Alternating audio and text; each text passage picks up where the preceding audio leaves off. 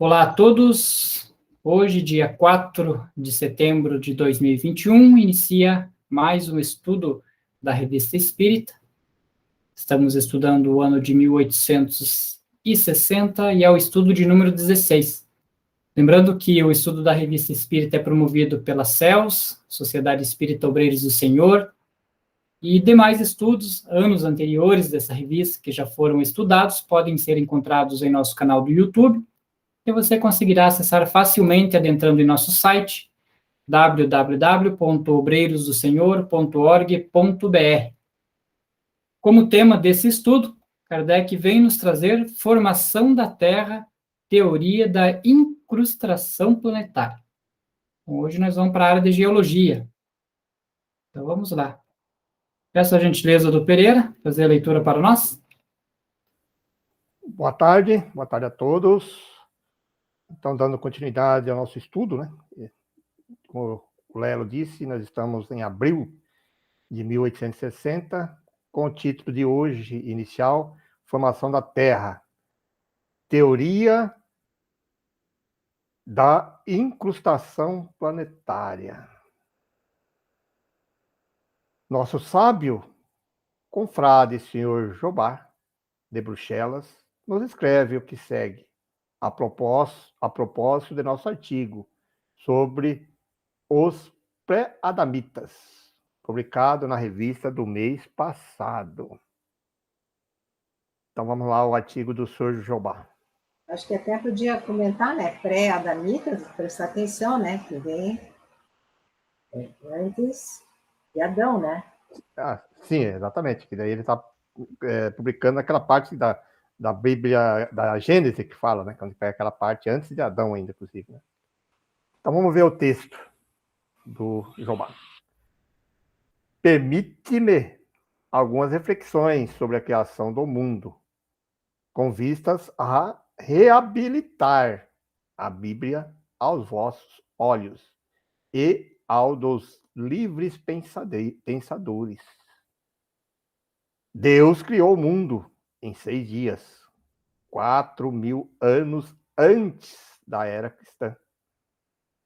Essa afirmativa os geólogos a contestam, firmados no estudo dos fósseis e dos milhares de caracteres incontestáveis de vetustes que fazem remontar a origem da Terra a milhares de milhões de anos.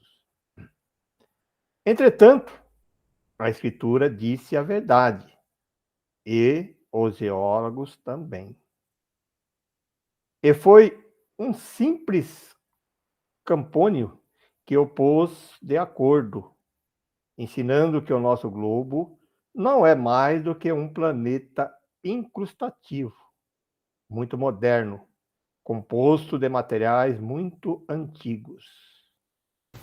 Ali quando ele fala Campônio, ele se refere a camponês, né? Pessoa simples, pessoa rústica, aí, sem muito conhecimento.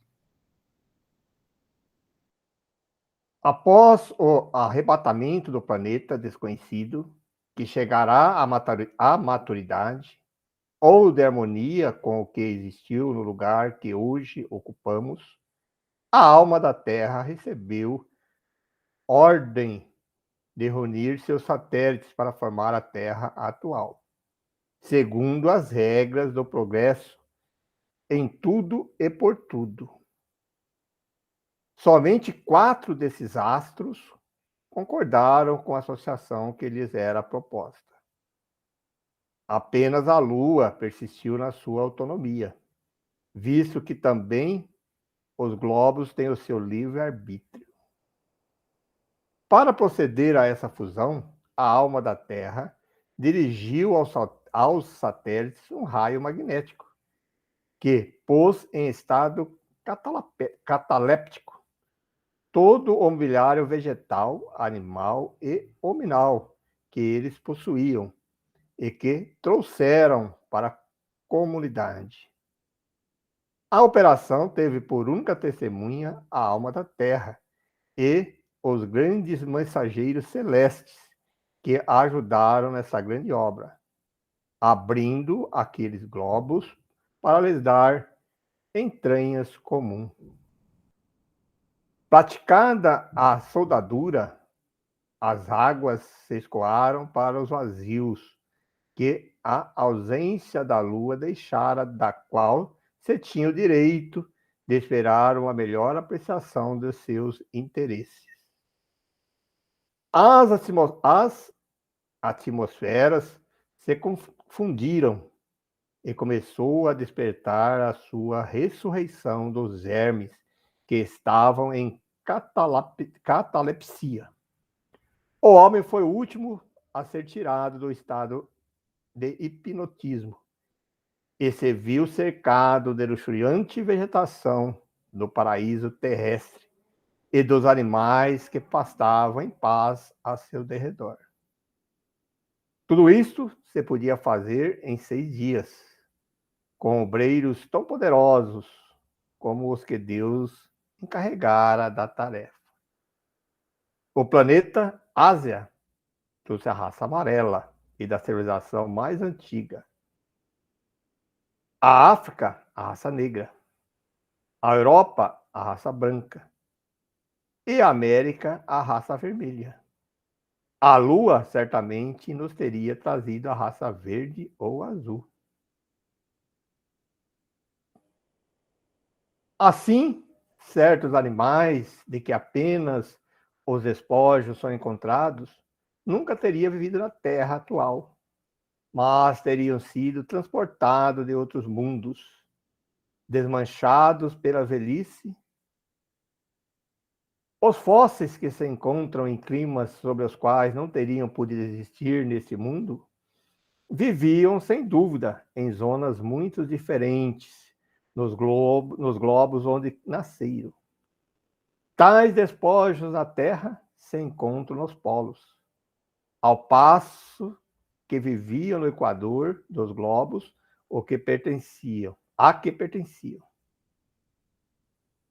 E depois, essas enormes massas, cuja possibilidade de existência não podemos conceber no ar, viviam no fundo dos mares, sob a pressão de um meio que lhes tornava fácil a locomoção.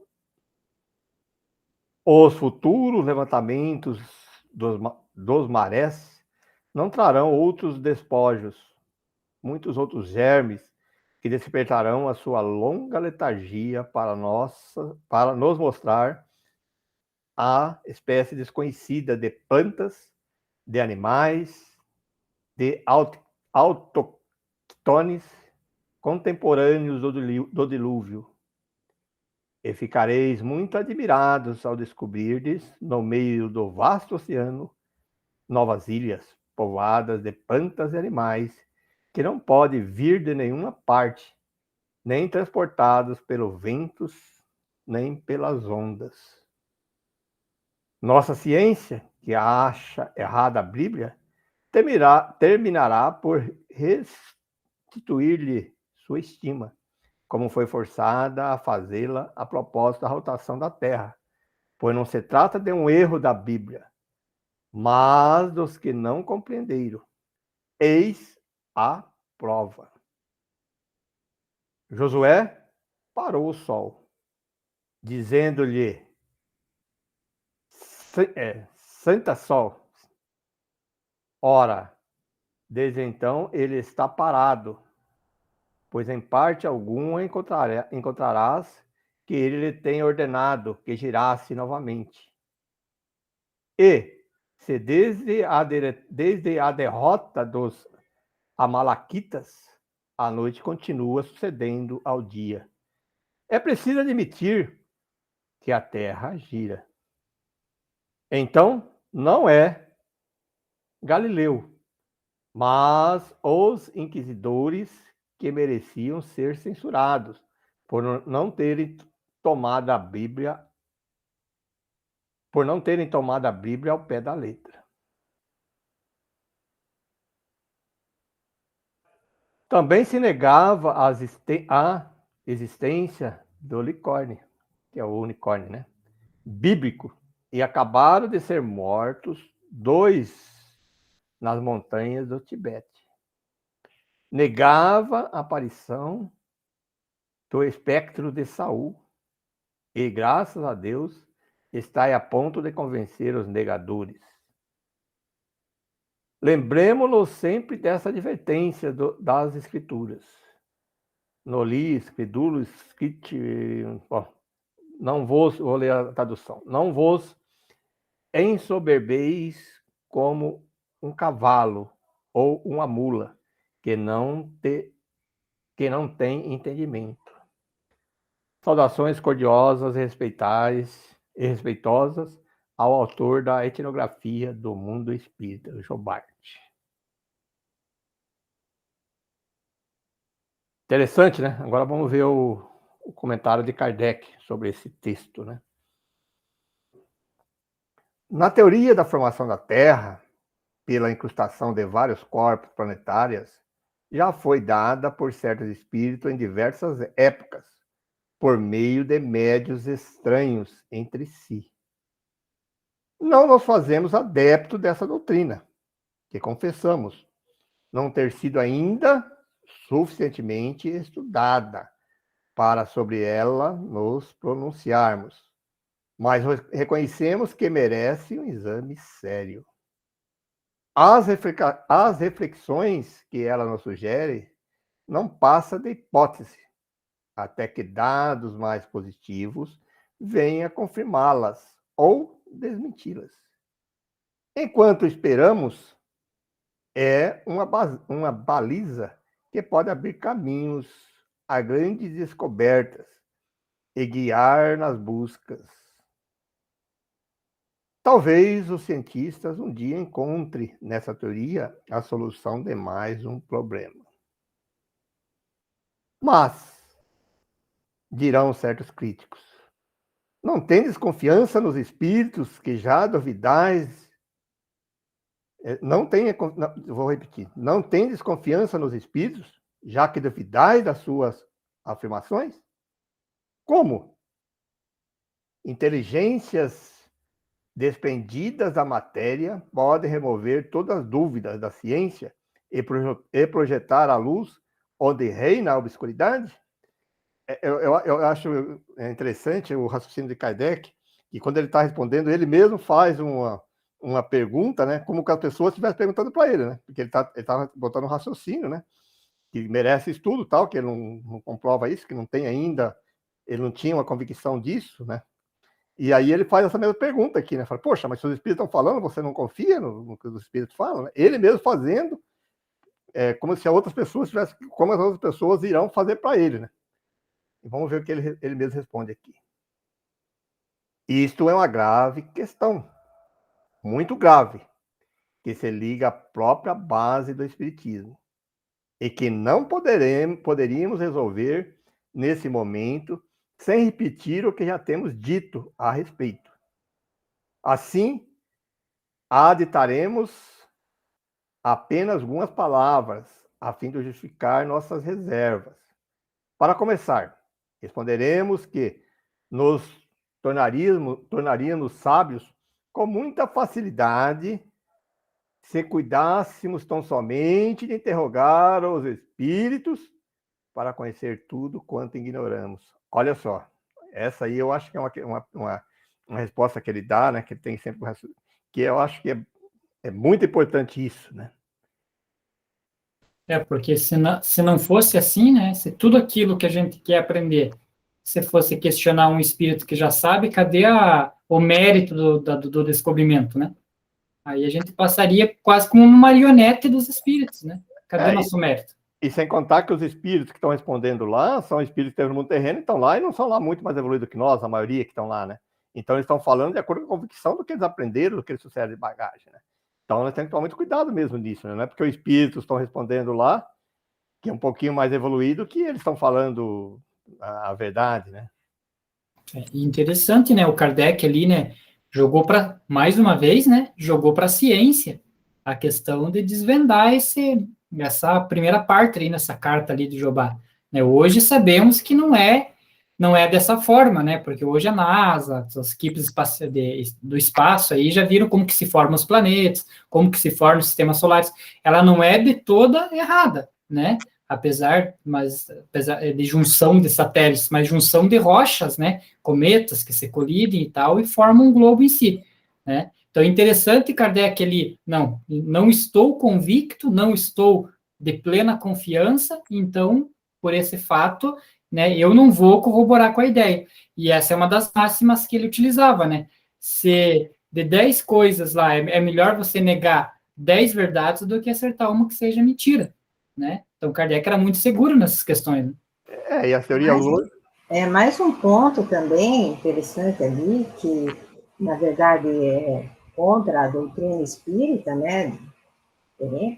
É que ali ele comenta que o globo terrestre teria um livre-arbítrio, e cada satélite teria seu livre-arbítrio. E a gente sabe que não é assim, não existe um espírito encarnado ali, né? Enterrado, daí não seria encarnado, seria enterrado ali, né? Para ter um livre-arbítrio, né? Na verdade, aquilo é só matéria, né? Pode conter ali espíritos morando ali, mas eles não conseguem interferir, como nós não vamos conseguir interferir se a Terra vai girar mais rápido, mais devagar, não tem a ver com isso, né? Ali é só uma matéria, então isso já é um ponto também, assim, que já grita muito para a gente que não é verdade, né? E as teorias hoje atuais é do Big Bang, que houve uma explosão, e aí depois... É claro que ali, acho que a maneira que foi colocada ali é muito poética, muito para dar uma certa credibilidade, assim, né? Mas que houve, que nem o Lero colocou, que houve essa explosão, existia matéria no universo, que tudo, para formar isso, eles condensaram. Mas, na minha opinião, aí sim houve força de espíritos, né? Espíritos que estavam regidos de organizar tudo isso, organizou para formar, né? Mas nada fugiu de uma lei, né? De uma lei, que existe uma lei no universo. Deus não rompe a lei, eu vou juntar. Tudo existe uma lei de rotação e que envolve todo o complexo da galáxia, de milhões e milhões de galáxias, né? Então não é uma coisa assim que simplesmente, eu quero juntar, eu não quero a Lua, não quero juntar, e vai ficar o mar, eu não vou juntar, né? É uma coisa meio poética que foi colocada ali, mas bem bacana o texto até. Bom, querendo Deus, olha como Kardec continuando, querendo Deus que adquiríssemos ciência pelo trabalho, por isso mesmo não encarregou os espíritos de nolo trazer pronta e acabada, favorecendo a nossa preguiça. Em segundo lugar, a humanidade, como os indivíduos, tem a sua infância, sua adolescência, sua juventude e sua virilidade. Os espíritos encarregados por Deus de instruir os homens devem, pois, proporcionar-lhes ensinos para desenvolvimento da inteligência. Não dirão tudo a todos, aguardando antes de semear que a terra esteja pronta para receber a semente que a fará frutificar. Eis porque certas verdades que nos são ensinadas hoje não foram aos nossos pais, que também interrogavam os espíritos. Eis porque as verdades para as quais ainda não estamos maduros só serão ensinadas aos que vierem depois de nós. Nosso equívoco está em nos julgarmos chegado ao cume da escada, quando apenas nos achamos na metade do caminho. Digamos de passagem que os espíritos têm duas maneiras de instruir os homens. Tanto podem fazê-lo comunicando-se diretamente ao que tem ocorrido em todos os tempos, como provam todas as histórias sagradas e profanas, quanto se encarnando entre eles para o desempenho das missões de progresso. Tais são esses homens de bem e de gênio, que aparecem de tempos em tempos como fachos para a humanidade, fazendo avançar alguns passos. Vede o que acontece quando esses mesmos homens vem antes do tempo propício para as ideias que devem espalhar. São desconhecidos em vida, mas seus ensinos não ficam perdidos. Depositam nos arquivos do mundo como um grão precioso, posto de reserva. Um belo dia, levanta da poeira no momento em que pode frutificar. É verdade isso, se a gente analisar bem assim, se a gente observar algumas pessoas que hoje nos destacam desses antigos, né? Esses ditos profetas, desses cientistas, na época deles, muitos deles eram considerados profanos, eram pessoas medíocres, né? E hoje se comprova a grandiosidade daquilo que eles estudavam, que eles iniciaram, né? Vamos pegar um exemplo aí, o Galileu, né? Né? O exemplo mais famoso é Galileu, né? Que foi um dos primeiros ali que afirmou que a Terra era que girava em volta do Sol, e a gente sabe lá qual que é o desfecho, né? Tanto é que a Igreja Católica veio há pouco tempo, né, através do Papa, pedir desculpas, né, pelos erros do passado, né?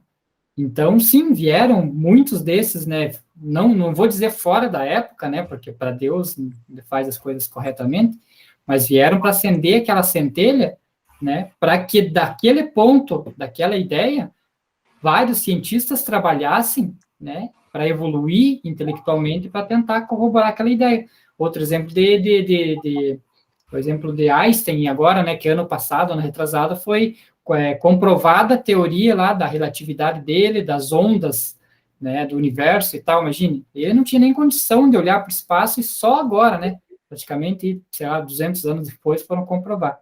Então, é interessante esses espíritos que encarnam, né, não vamos dizer também, né, que Einstein já era um espírito puro, ele era intelectual, né? A gente sabe que tem que evoluir tanto o intelecto quanto, né, o moral, né? Quanto o intelecto, ele era muito intelectualizado e veio trazer grandes conquistas para a Terra, né? Sim, provavelmente são espíritos que já moram em mundos mais evoluídos, né? Ainda não são mundos felizes, mas já são mais evoluídos que o nosso, né? Já tem mais tecnologia, mais conhecimento. E aí eles vêm, às vezes, até em missão mesmo aqui, justamente para trazer mais conhecimento para nós, né? Para dar uma alavancada aqui, né? É E a isso aí. gente fica marcando passo aqui, né? Isso pega todos os segmentos, né? Você pode colocar também aí Mozart na música, né? Que é o Leonardo da Vinci, né? Que tantas coisas que ele deixou que até hoje o pessoal ficam estudando sobre os conceitos dele, né? Então é assim, vai sucessivamente, sempre está aparecendo um e outro aí, parece, e ele não tem tanto destaque, tem depois em seguida que o pessoal, puxa, olha, ele estava certo, e aí as pessoas estudam e vão evoluindo aquelas ideias, né? Vamos lá então, dando continuidade aqui. Desde então, compreende-se que, se o tempo requerido para disseminar certas ideias não houver ainda chegado, será em vão interrogarmos os espíritos. Eles não podem dizer que lhes é permitido. Mas outra razão que compreendem perfeitamente todos que têm alguma experiência do mundo espírita. Não basta ser espírito para possuir ciência universal. Do contrário, a morte nos tornaria quase iguais a Deus. Aliás, o simples bom senso recusa-se a admitir que o espírito de um selvagem, de um ignorante ou de um malvado, desde que desprendido da matéria, esteja no nível do sábio ou do homem de bem. Isso não seria racional. Há, pois, espíritos adiantados e outros mais ou menos atrasados, que devem vencer diversas etapas e passar por numerosas peneiras antes de se despojarem de todas suas imperfeições. Disso resulta no mundo dos espíritos, disso resulta que no mundo dos espíritos são encontradas todas as variedades morais e intelectuais existentes entre os homens e outras mais. Ora, prova a experiência que os maus se comunicam tão bem quanto os bons. Olha essa máxima que ele deu, né? Os maus se comunicam tão bem quanto os bons. E aqueles que não estão preparados, né, vão receber aquelas máximas dos espíritos maus totalmente erradas, como se fosse uma coisa totalmente verdadeira, né? Isso é um perigo, né? Para os grupos mediúnicos, principalmente, né? Começar a receber uma informação e achar, não, é aquilo ali, vamos seguir. Não só para os grupos mediúnicos, mas para toda uma comunidade, uma região, né? Porque a gente fala assim, grupo mediúnico, mas esses espíritos, às vezes ele fala através de outras pessoas que têm mediunidade, que não são dos espíritas, do trabalho. E aí cria-se todas essas religiões, essas seitas, né, que vão seguindo aí por causa desses conceitos aí, que até hoje ficam falando aí que o homem não esteve na Lua, que o homem não sei o quê, e aí sucessivamente, né? Vamos dar continuidade, então, aqui.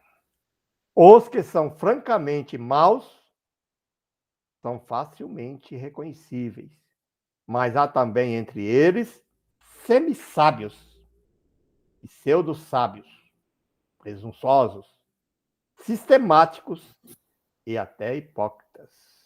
Entre eles e entre nós, né, Ferreira? Nós somos Acho que, né? Entre eles e entre nós. E olha que ele continua aqui, que texto fantástico, né? Estes são os mais perigosos, porque afetam a aparência de vou repetir, porque afetam a aparência de gravidade, de sabedoria e de ciência, em favor da qual enunciam, em meio a algumas verdades e boas máximas, as coisas mais absurdas. E, para melhor enganar, não receiam em adornar-se com os mais respeitáveis nomes. Separar o verdadeiro do falso, descobrir o embuste escondido numa exibição de palavras bonitas, desmascarar os expositores, eis, sem contradita, uma das maiores dificuldades da ciência espírita. Olha que afirmação, e é realmente isso, né? Hoje a gente vê aqui, que nem o Leno colocou agora há pouco, não é só que vem dos espíritos, mas no mundo terreno, o maior perigo é isso, né? Porque as pessoas endornam, falam coisa verdade e colocam umas coisas totalmente absurdas. Se você não prestar atenção, você vai achar que tem lógica, né? Mas é que está embutido ali, né? Uma pequena mentira ali no meio de algumas verdades, né? E eles colocam uma certa lógica, né? Uma lógica deles que facilita a pessoa acreditar naquilo. Fala, poxa, mas faz sentido. Olha o que ele está falando aqui, está falando de Jesus, está falando não sei o quê, e aí a pessoa vai naquela linha. Né? Olha que perigo. Né? Vamos dar continuidade, então, aqui, que esse texto está realmente muito profundo. Né? Para superá-la, faz-se necessária uma longa experiência. Conhecer todas as astúcias de que são capazes os espíritos de baixa classe. Ter muita prudência. Ver as coisas com mais imperturbável sangue frio. E, sobretudo, guardar-se contra o entusiasmo que cega. Como hábito e um pouco de tato, chega-se facilmente a desmascará-los, mesmo sob a ênfase da mais pretensiosa linguagem. Mas, infeliz do médium que se julga infalível, que se ilude com as comunicações que recebe. O espírito que domina pode fasciná-lo, a ponto de fazê-lo achar sublime aquilo que muitas vezes é apenas absurdo e salta aos olhos de todos, menos os seus. Que interessante, né? Não estamos aqui para julgar ninguém, mas acho que um exemplo aqui disso é o próprio João de Deus, né? Que tem a mediunidade, né, aparentemente, a gente não conhece realmente a história dele, mas que provavelmente foi assediado, né, por entidades que fizeram ele se desviar de caminho.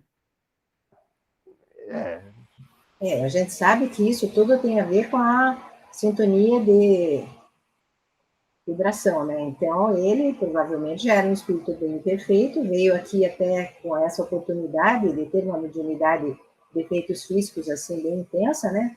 Para que pudesse resgatar todos os débitos do passado, né? Mas aí ele recaiu no mesmo erro, né? E aí foi. Então, algumas pessoas perguntam, até outro dia a gente estava conversando sobre isso e as pessoas perguntam, até o Daniel, pena que ele não está aqui no estudo hoje. Ele fala, como é que, então, os espíritos permitem, né, que ele cure? Mas é que ele tem muito ectoplasma, né? Ele veio como uma mediunidade de efeito físico, né? Então, ele tem muito ectoplasma para ser doado e utilizado pelos espíritos. Então, às vezes, até a benefício das pessoas que vão buscar o benefício de alguma visão mais espiritual que é preciso despertar nas pessoas, então é permitido, né, que esse ectoplasma seja usado para a cura, né, independente da vontade do médium, claro, né. Então, porque dizem, mas aí quando o médium se desvia, os bons espíritos se afastam dele. Mas quando existe uma utilidade para aquilo, daí não, né, porque os espíritos fazem o que é útil, né, o que é necessário. Então, às vezes, a gente não sabe também como julgar os critérios de Deus, né? Porque a gente fica sabendo que, às vezes, pessoas que, aparentemente, a nosso ver, não teriam mérito de ser curadas, e elas são curadas através desse tipo de mediunidade. Então, você pensa, meu Deus, então, está tudo errado aquilo que a gente aprendeu, né? Mas é porque a gente não tem uma visão, assim, de longe, né, da coisa. Então, às vezes, aquela pessoa má que foi lá buscar uma cura e se curou, né, se diz, puxa, ela não tinha merecimento, mas permanecer na Terra, será que é um merecimento? Ou é, talvez, até uma oportunidade, olha, fique mais para ver se você... Então, você vai ter a oportunidade de se curar, para ver se você se desperta com isso, percebe que existe uma ação de Deus em tudo isso e você para de fazer as coisas erradas. Né? Então, se ele não se voltar para Deus, mesmo depois dessa oportunidade, os débitos dele vão ser maiores ainda. Um dia ele vai ter que resgatar mais esse débito ainda, né? Então, a gente vê sempre com os olhos muito terrenos aqui, né? E Deus vê de uma outra forma, né? Então, para nós, às vezes, parece injusto, né? Porque uma pessoa, às vezes, tão boa, vai num local assim e não é curada. Mas também vamos partir também do conceito, até o próprio texto que fala anterior. Os espíritos que estão coordenando isso, querem propor uma nova linha, nova filosofia, eles fazem algumas coisas boas. E aí, quando nós estamos falando aqui, inclusive, de cura, efeitos físicos, materiais, como você falou, de ectoplasma. Então, a gente vai achar que somente os espíritos puros, moralmente falando, que têm esse conhecimento. Alguns espíritos podem também conseguir fazer isso, né? Fazer algumas curas, tem que fazer isso, que senão não vai ter aquele que faz a execução ali, a gente sabe que não é o espírito elevado. A permissão do meu cara. Mas ele precisa da permissão dos espíritos elevados, né? Sim, perfeito. Sim. Porque, veja bem, então eles têm que dar, então eles fazem tudo. E é que nem você falou, a pessoa chega lá e ela precisa passar por essa experiência para melhorar, ela recebe ajuda e cura. Né? Até porque, às vezes, os espíritos que se comprometeram a trabalhar com um médium, né, são, às vezes, quase tão devedores quanto aquele médium que está encarnado. Com certeza. E eles se dispuseram aí, se o médium falhou, eles daí vão ficar sem essa oportunidade. Então, às vezes, Deus permite que prossiga o trabalho de cura, até para que aqueles espíritos que estão trabalhando junto possam também resgatar seus débitos, né? A gente sabe disso, tem vários casos, né? Por exemplo, tem o Dr. Fritz e outros espíritos que já tinham débitos, né, em relação a guerras passadas e coisas, e eles vieram para trabalhar com médiuns, porque eles tinham que fazer o bem, né? Também no caso lá do lar do Frei Luiz, né? Que é o... Como é que é o nome daquele espírito lá? Esqueci o nome do espírito que tinha sido médico na Segunda Guerra, e ele tinha feito muitas coisas erradas. Então, ele se preparou no plano espiritual para vir trabalhar com médium, para ele resgatar uma parte dos débitos, para depois ele vir reencarnar, porque senão talvez ele precisasse vir numa situação muito terrível para reencarnar. Então, Deus, através da misericórdia, permite que ele trabalhe durante muitos anos no plano espiritual, ajudando os encarnados, e assim ele possa resgatar uma parte dos seus débitos, né? Então, se o médium falha, também tem que ver que o espírito não vai perder essa oportunidade, porque às vezes ficaram tanto tempo ali organizando, né, adequando aquele ectoplasma para esse tipo de trabalho. Então, eu penso que mesmo com o médium falhando, às vezes existe uma utilidade, né, no fato dessa mediunidade prosseguir, porque a gente lê no livro dos médiuns que, quando o médium se desvia, é cortada a mediunidade dele, né. Eu acho que não são todos os casos, né, o próprio Kardec diz que existem várias maneiras, né, isso acontecer. Então, a gente tem que entender que nada é assim estanque, né, na doutrina espírita, né, dizer, não, sempre acontece isso, acontece aquilo. Não é assim. Existem muitos fatores envolvidos, né. Não sei se vocês concordam, né, com o que eu estou falando. Principalmente nos efeitos físicos, né? Eu acho que a ectoplasma é uma coisa que já vem com muito mais forte do que a mediunidade ditas intelectuais, que é de pensamento dessa, talvez seja mais fácil até de você, corta aqui que não consegue mais, mas os efeitos físicos já vem no organismo dele, tem essa capacidade de produzir mais esses fluidos, né? Preparado para isso. Além do mais, se a gente perceber esses que a gente não temos como comprovar, mas aqueles que realmente caíram, vamos dizer assim, né, que coisaram, os pontos fracos dele, o que foram? Quando muito interesse, seja material, físico, né, dinheiro, poder. Então, todos eles, quando começa a ter muitas coisas ligando assim, de se querer se aparecer muito, vender muito livro, ou financeiramente, no caso dele ali, de ganhar dinheiro, e você começa a ficar desconfiado, porque fatalmente tem alguma coisa errada por trás disso, né? Porque aqueles que, tipo de Chico Xavier e de outros, eles, não estou dizendo assim que foram perfeitos, mas você ouve que houve muito pouco interesse material, né, na existência deles, né? Então, os médios, quando começou a aparecer muito destaque, muita mídia, muito...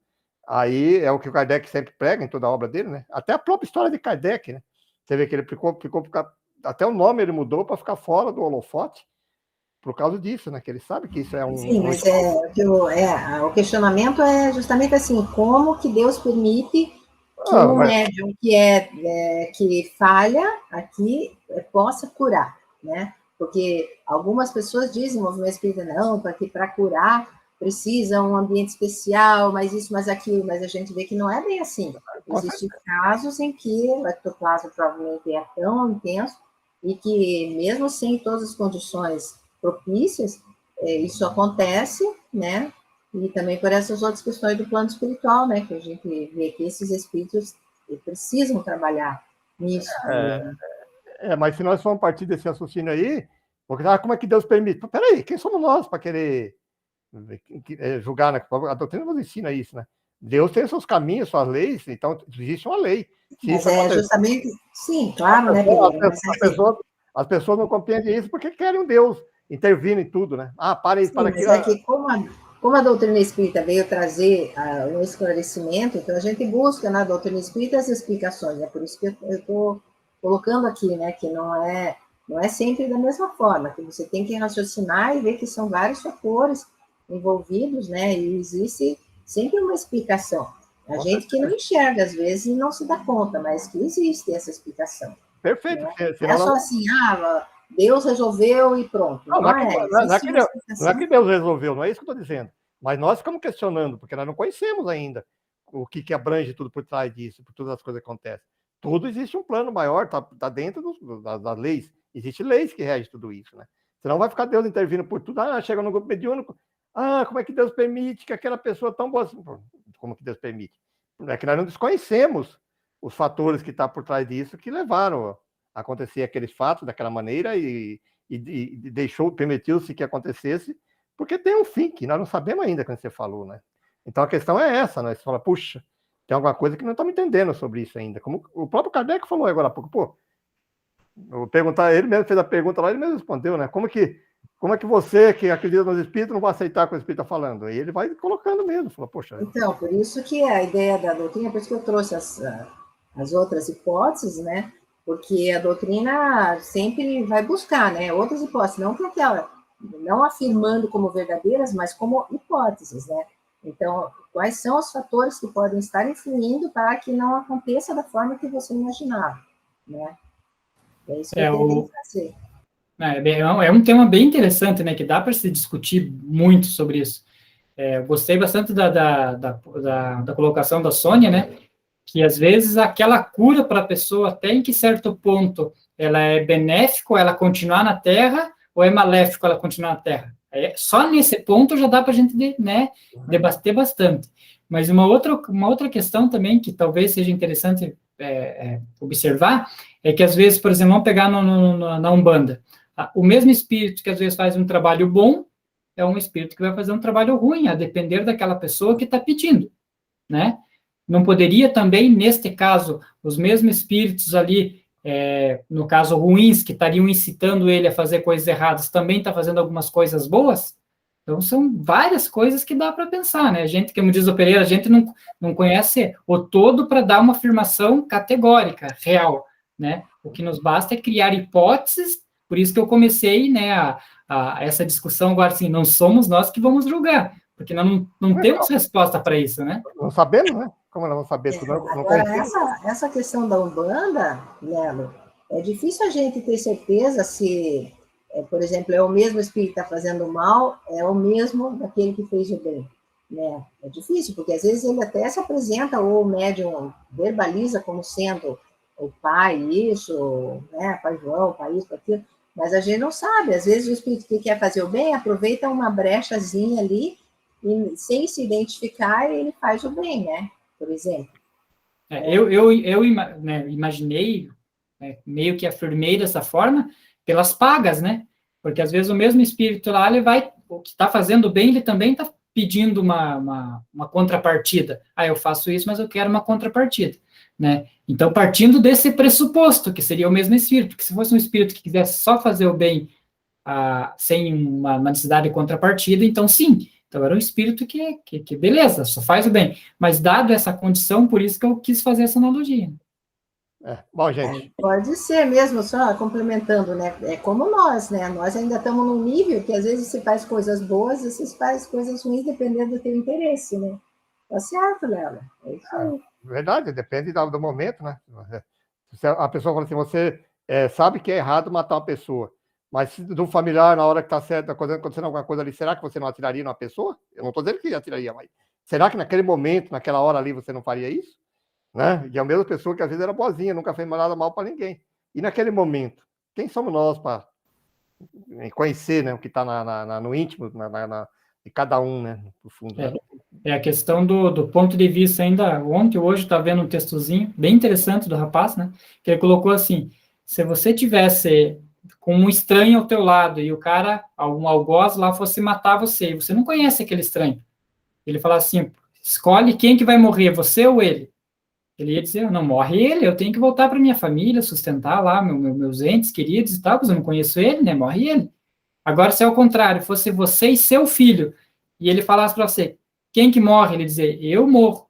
Ué, mas você não queria voltar para tua família, e agora você vai estar morrendo, não vai voltar da mesma forma. Quer dizer que a situação é totalmente diferente, né? É complicado a gente julgar as coisas assim, né? Bem, você falou no começo ali, nós temos que apenas criar algumas hipóteses, né? Vamos lá, então. Vamos continuar o nosso assunto aqui. Esse é um tema bem interessante, acho que vale até outros debates em outros momentos, né? Eu acho que a importância do nosso estudo da Revista Espírita, o formato que nós colocamos é esse, né? Abrir essa discussão, abrir esse debate, e sempre convidando outras pessoas de fora também, que quiserem participar no chat, que participem, né? Mas vamos continuar agora aqui ao texto. Voltemos ao assunto. A teoria da formação da Terra pela incrustação não é a única que tem sido dada pelos espíritos. Em qual acreditar?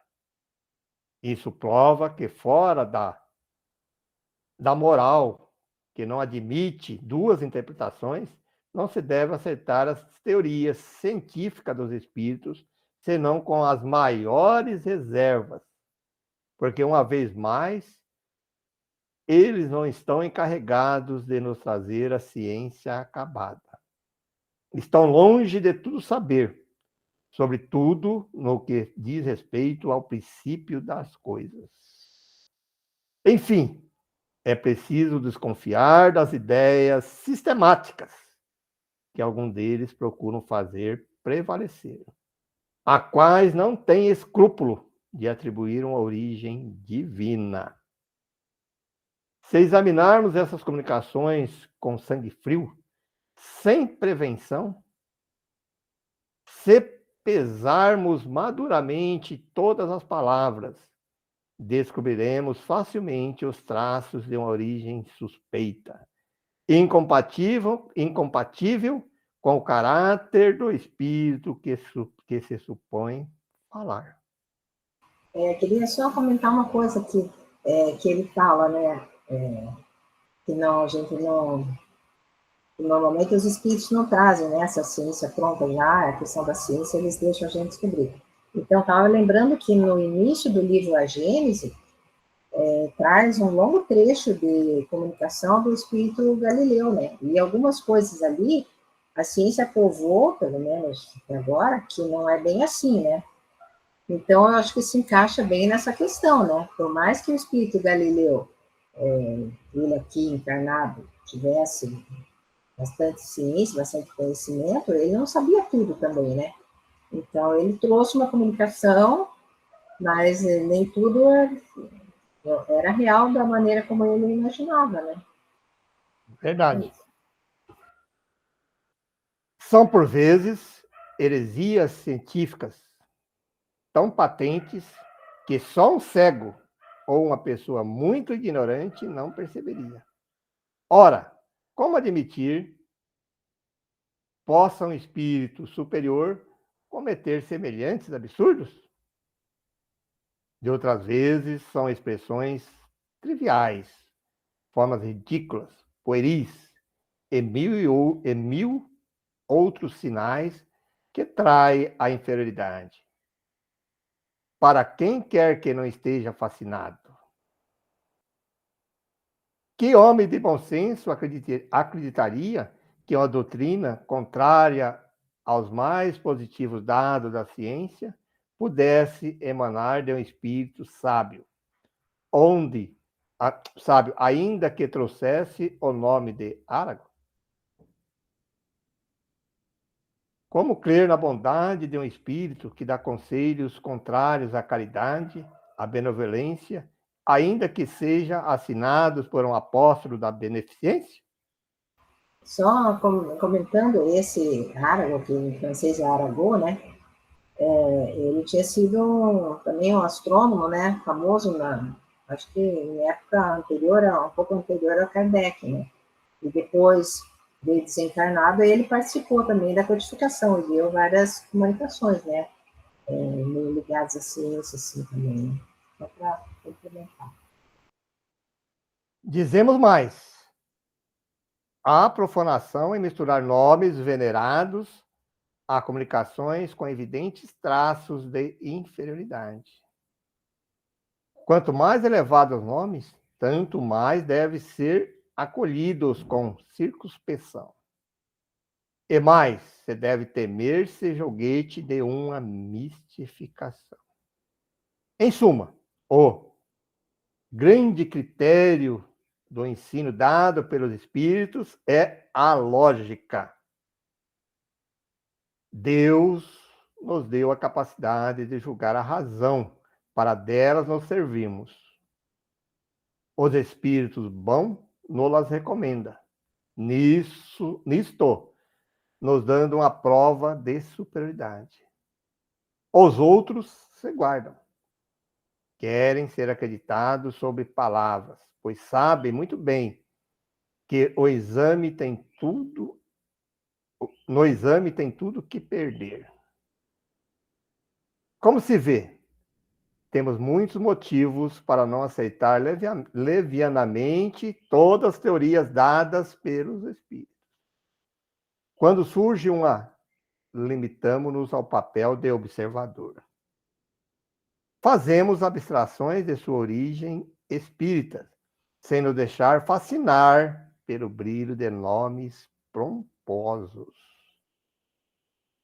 Examinamo-la como se emanasse de um simples mortal, e vemos se é racional, se dá conta de tudo, se resolve todas as dificuldades. Foi assim que procedemos com a doutrina da reencarnação, que não tínhamos adotado, embora vinda dos espíritos, senão após haver reconhecido que ela, só ela, podia resolver aquilo que nenhuma filosofia jamais havia resolvido. E isso, a abstração feita das provas materiais que diariamente são dadas a nós e a muitos outros. Pouco nos importam, pois, os contraditores, ainda que sejam espíritos, desde que ela seja lógica, conforme a justiça de Deus, que não possa substituí-la por nada de mais satisfatório. Não nos inquietamos mais do que os que afirmam que a Terra não gira em torno do Sol, porquanto há espíritos que se julgam sábios, ou que pretende que o homem veio completamente formado de um outro mundo, transportado nas costas de um elefante alado. Menos ainda, concordamos com o ponto de vista da formação, sobretudo, do povoamento da terra. Eis porque dissemos no início que para nós a questão não estava suficientemente elucidada, encarada do ponto de vista exclusivamente científico. Dizemos apenas que, à primeira vista, a teoria da incrustação não nos parecia desprovida de fundamento e, sem nos pronunciarmos pró nem contra, dizemos haver nela matéria para exame. Com efeito, se estudarmos os caracteres fisiológicos das diferentes raças humanas, não é possível atribuir-lhes uma origem comum, porque a raça negra não é um abastardamento da raça branca. Ora, adotando a letra do texto bíblico que faz todos os homens precedente da família de Noé, 2.400 anos antes da era cristã, seria preciso admitir não apenas que há alguns séculos essa única família tivesse povoado a Ásia, a Europa e a África, mas que houvesse transformado em negros. Sabemos perfeitamente a influência do clima e os hábitos podem exercer sobre a economia. Um sol ardente avermelha a epiderme e escurece a pele, mas em parte alguma se viu, mesmo sobre o mais intenso ardor tropical, famílias brancas procriarem negros, sem o cruzamento de raças. Para nós, portanto, é evidente que a raça primitiva da Terra provém de origens diferentes. Qual o princípio? Eis a questão. E até provas concretas não é permitido a respeito fazer senão conjecturas. Aos sábios, pois, compete ver as que melhor concordam com os fatos constatados pela ciência. Eu queria fazer um comentário aqui, porque eu já vi na internet muitas pessoas dizendo que Kardec era racista e tal, né? Acho que a gente já comentou algumas vezes, por causa dessas questões ali, porque ele dá a entender que ele considera a raça negra primitiva, né? Mas a gente tem que perceber que naquela época, nos anos 1800, na verdade, os africanos estavam num nível de civilização como os nossos índios aqui, né? Eles eram primitivos, inclusive entre eles se escravizavam. Então, normalmente, os europeus vinham comprar escravos lá, já de algum que já tinha escravizado os outros. Então, eles já tinham vários lá escravizados e vendiam para os europeus, né? Questões de brigas entre eles, enfim, não sei, né? Mas eles eram muito escravagistas lá, né? Uma tribo escravizava a outra e assim, né? Acho que quando ganhavam uma luta, faziam todos os outros escravos, né? E, claro, os europeus se aproveitaram disso, mas eram realmente ainda um estágio primitivo. Isso não significa que depois, com a adaptação daqueles corpos, né, que vieram para cá, principalmente para a América, que vieram, né, os negros, que eles, que daí tenha sido os mesmos espíritos que reencarnaram neles, provavelmente não, né? Então, aí os espíritos que reencarnaram naqueles corpos, aí pode ser qualquer tipo de, né? Pode ser espíritos mais elevados, menos elevados, aí é outra coisa, até porque houve uma mudança de cultura e etc, né? Eles aprenderam aqui uma série de coisas, né? Mas aí... Eles que ficaram lá continuaram primitivos muitas vezes. Mas aí é que está a questão de interpretação das coisas erradas, que as pessoas querem achar um motivo para... Se você olhar esse texto aqui, ó, para nós, portanto, é evidente que a raça primitiva da Terra provém de origem diferente. Olha o que está dizendo, ele não está dizendo que é a raça negra. As raças primitivas são as primeiras raças que chegaram aqui, inclusive a branca. Então, elas vieram de origem diferente. É isso que ele está dizendo. Sim, aí claro, como os nossos índios não eram exatamente brancos nem pretos, né? A raça primitiva quer dizendo que veio de um tronco diferente, espiritual. Sim. De uma maneira, de uma gênero diferente. Não que... mas aí já pega ali achando que... mas está falando que a raça negra... Ele não está dizendo isso, ele está dizendo que todas as raças, inclusive a branca, primitiva, elas são diferentes, elas vieram de uma origem diferente. Isso não quer dizer que é mais primitiva ou menos primitiva. A raça primitiva, as primeiras que chegaram na Terra, né? Com certeza que também vieram com graus morais diferentes, intelectuais, e isso sim, né? Até para... Essa que é a grandeza do mundo, é ter todas essas raças diferentes para progredirem, né? Para se acertarem. Vamos lá, então. Sem examinar como foi... Acho que é aqui, né? Sem examinar como foi possível a junção e a soldagem de vários corpos planetários para formar nosso globo atual, devemos conhecer que o fato não é impossível, e desde então estaria explicada a presença simultânea de raças heterogêneas, olha aí. São diferentes em costumes, línguas, de que cada globo teria trazido os germes ou embriões. E quem sabe, talvez indivíduos completamente formados. Nessa hipótese, a raça branca proveria de um mundo mais adiantado do que teria trazido a raça negra. É isso que estou falando. Aqui ele fala, né? Deixa bem nítido, mas a gente tem que ver como é que era naquele tempo, né? Eles eram no nível de índios lá. É diferente dos que agora foram para os Estados Unidos e tal, nasceram lá, outra cultura, e outros espíritos reencarnaram naqueles corpos, então não tem nada a ver, porque é uma visão muito materialista, né? Então, fica essa confusão toda, né? Em todo caso, a junção não se teria operado sem um cataclismo geral, o que só teria deixado subsistir alguns indivíduos. Assim, conforme essa teoria, nosso globo seria, ao mesmo tempo, muito antigo, por suas partes constituintes, e muito novo, por sua aglomeração. Como se vê, tal sistema em nada contradiz aos períodos geológicos, que assim remontariam à época indeterminada e anterior à junção. Seja como for, e seja o que disser o senhor Jobar, se as coisas se passaram assim, parece difícil que tal acontecimento se tenha realizado, sobretudo, que o equilíbrio de semelhantes casos tenha podido estabelecer em 6 dias de 24 horas.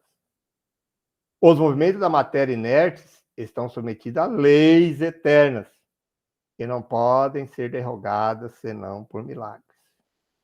Resta-nos explicar o que se deve entender por alma da Terra, porquanto não pode entrar na cabeça de ninguém atribuir uma vontade à matéria. Foi o que eu falei no começo lá. Exatamente. Os espíritos sempre disseram que alguns entre eles têm atribuições especiais. Agentes e ministros de Deus dirigem, conforme seu grau de elevação, os fatos de ordem física, bem como os de ordem moral, assim como alguns valem pelos indivíduos, dos quais constituem gênios familiares ou protetores. Outros tomam sob o seu patrocínio reuniões de indivíduos, grupos, cidades, povos e até mundos. Por alma da terra, deve-se, pois, entender o espírito chamado por sua missão a dirigi-la, a fazê-la progredir, tendo sob suas ordens inumeráveis legiões de espíritos encarregados de valer pela realização de seus desígnios. Esse é o conceito que eu também aceito. O espírito diretor de um mundo deve ser necessariamente de uma ordem superior, e tanto mais elevado, quanto mais adiantado for aquele mundo. Se insistimos sobre vários pontos que poderiam parecer estranhos ao assunto, foi precisamente por se tratar de uma questão científica, eminentemente controvertida. Importa que seja bem constatada pelos que julgam as coisas sem conhecê-las, que o Espiritismo está longe de tomar por artigo de fé tudo quanto vem de mundos invisíveis, assim como pretendem. Eles não se apoiam numa crença cega, mas na razão. Se nem todos seus partidários guardam a mesma circunspeção, a culpa não é da ciência espírita, mas do que não lhes dão trabalho de aprofundá-la. Ora, não seria mais lógico julgar o exagero de alguns do que condenar a religião pela opinião dos fanáticos? Profundo esse texto, né? Bem bacana mesmo. Olha que texto bacana para a gente estudar e debater, né? Todos os artigos da Revista Espírita, né? Quando a gente vai estudando ele ali, é rico, né? Em conhecimento. Né? É interessante que qualquer cutucada em Kardec, ele dava um tratado que é muito mais rico do que o texto que precedia, né? É um textinho, né? O texto foi ali de 5 slides, ele, né, como se diz que ele fala, é uma palavra legal que se usa no Espiritismo, que ele debruçou sobre o texto e fez todos os estudos, né, sobre ele para trazer praticamente um tratado ali, né? E é interessante que eu também corroboro da ideia do espírito, né, que a matéria segue as leis naturais.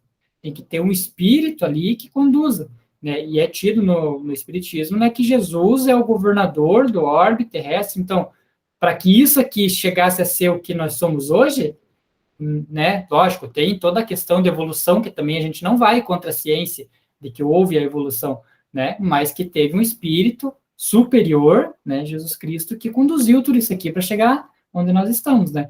Por si só, não iria chegar, né? E sem contar que ele coloca bem claro, sem derrogar nenhuma lei, né? Existe uma lei universal, mundial, de atração do planeta, de circulação das galáxias, tudo. Quer dizer, as coisas proporcionam isso, mas sem assim, faça-se a luz, faça-se a terra, grunta a terra. Não foi por aí esse caminho, né? Foi seguindo as leis que existem já, né? Que talvez nós não conhecemos, né? Leis gravitacionais, leis, tanta coisa que nós não conhecemos ainda aí dessas questões. Né? Profundo isso. E sobre o texto dele, olha quantos debates nós tivemos aqui, né? Nós não colocamos assim. Né? Eu acho que esse que tem que ser o finalidade do estudo, né? Um estudo sério da doutrina espírita tem que proporcionar esse debate, essas colocações. Né? A gente pensando no Cristo, né, que cuida do planeta, que teve que... Imagine quanto ele tem que conhecer a respeito de todas as leis cósmicas, né, morais e físicas, para poder né, organizar isso, né, fazer com que tudo seja de acordo com as leis que Deus já criou. Então, outras linhas religiosas acham assim, uma vida, né, a pessoa aprendeu bastante aqui e tal, já, e pronto, daí vai ficar pela eternidade lá. Imagina, não tem como, né, imaginar que você vai aprender numa vida tantas coisas assim, né. Até quando vai criar, aqui no mundo físico mesmo, hoje, cientista, quando eles criam uma nova liga, aí, um novo material aqui, e o que eles fazem? Eles aquecem na sua temperatura, não derroga nenhuma lei, apenas eles conhecem a lei que se juntar esse com esse, vai formar aquele material X, né? Entendeu? Então é por aí o caminho. Então não existe, eu quero fazer um sistema de comunicação. Eu não vou derrogar nenhuma lei, eu vou apenas criar, estudando as leis existentes, né? Até para chegar no universo, as naves espaciais, tudo isso, não derrubou nenhuma lei, né? Apenas estudaram a maneira de você vencer, né? Um combustível adequado. O que precisa é conhecer essas leis, né? E coisa que nós ainda não conhecemos, né? Não conhecemos nem as leis que estão, como Jesus disse, você não conhece, falou para aquele sacerdote que foi conversar com ele lá, né? Você não conhece nem as coisas da terra, como é que vamos falar das coisas do céu? Nós estamos assim mesmo, né? Porque, meu Deus, é verdade mesmo. Então, para o pessoal daquela época de Jesus, ou mesmo da época de Kardec, nós vamos falar hoje dos aviões e tudo, muitas coisas, até ele mesmo, quando ele falou que a teoria dos voos, tudo lá, né, que era dos dirigíveis, tem um artigo que nós estudamos, inclusive, parece absurdo, né, aquilo, né, o cara voar de um planeta, de um continente para o outro e tal, mas olha hoje aí, né, derrubou alguma lei? Algum espírito veio aqui e entregou de bombejada? Não, né, houve muito estudo, vão estudando, e é isso que é o caminho, né. Bom, gente, tá aí, mais um tema excelente para nossas reflexões, para nossos estudos, que todos aqueles que nos acompanharam possam refletir bem sobre isso, para que nós possamos cada vez mais nos aprofundarmos e conhecermos as leis, principalmente sobre as questões morais, que é o nosso objetivo. Com certeza, para nós chegarmos e nos aprofundarmos nas questões morais, teremos também que nos aprofundarmos sobre as leis materiais, físicas, que tudo está interligado. Como se diz, nós só evoluiremos plenamente quando tivermos os conhecimentos tantos materiais, físicos e morais e espirituais.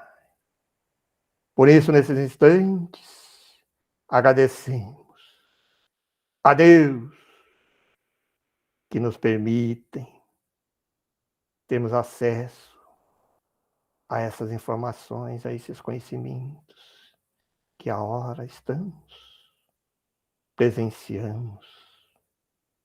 Obrigado, Deus, principalmente por esta passagem terrena que estamos tendo, aonde estamos tendo a oportunidade de presenciar tantas questões diferentes. Mas, para entendermos e relembrarmos as leis divinas que estão dentro da consciência de cada um, veio até nós o nosso Mestre Jesus, que nos deu o Evangelho, que nos mostra o caminho para conseguirmos desvendar os mistérios da lei divina. Obrigado, Jesus, Mestre querido, por nos deixar esse legado que até hoje não compreendemos perfeitamente, mas que nos guia, nos dá o caminho a ser seguido nas questões morais. E obrigado a todos os amigos da Codificação Espírita, ao Hipólito Leão Denizar, que dedicou a sua passagem no mundo terreno e nos deixar esta doutrina tão importante para compreendermos o Evangelho e desvendarmos o mundo espiritual. Também agradecemos a todos os amigos espirituais que conosco estão nesta tarde, nos intuindo, nos orientando, e aqueles também que vêm buscar o conhecimento dessa doutrina tão reveladora, que é a doutrina espírita e o Evangelho de Jesus. Queridos amigos espirituais,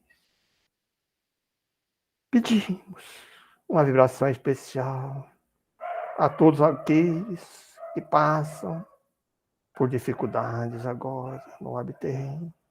Que as nossas vibrações alcancem aqueles que estão acamados, aqueles que ainda necessitam passar por essas experiências tão dolorosas, dando força para eles, para seus familiares, para seus amigos. Queridos Jesus, queridos amigos espirituais, que as nossas vibrações possam alcançar a equipe espiritual encarregada de fazer essas harmonizações no web-terreno e assim possam ser utilizadas e alcançar a todos aqueles que necessitem, não só aquelas com problemas físicos, mas principalmente as com problemas morais. Assim, com muita gratidão, encerramos o nosso estudo dessa tarde. E assim, mais uma vez, obrigado, e que possamos estar aqui na próxima semana para mais um estudo da Revista Espírita. Que assim seja.